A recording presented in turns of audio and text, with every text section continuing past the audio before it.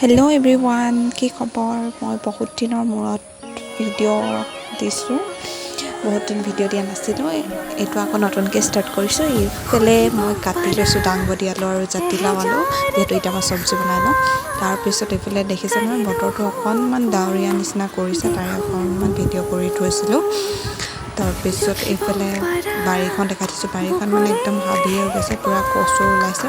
তাৰপিছত এইফালে ৰঙালাও গছজোপা বগাইছে আৰু ৰঙালাও তেনেকৈ ফুলিছে, কলি আছে আৰু এনেকৈ মৰহি গৈছে মানে।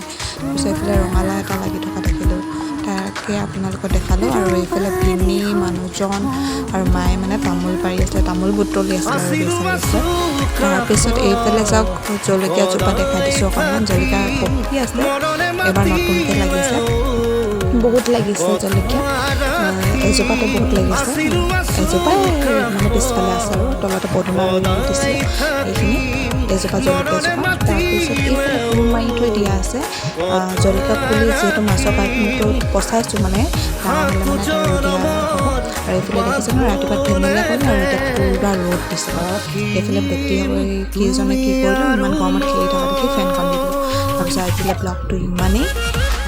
থেংক ইউ, আৰু কেনে পালে জনাব। আপোনালোকে লাইক, কমেণ্ট, শ্বেয়াৰ আৰু ছাবস্ক্ৰাইব কৰিব যিসকলে নতুনকৈ চাইছে।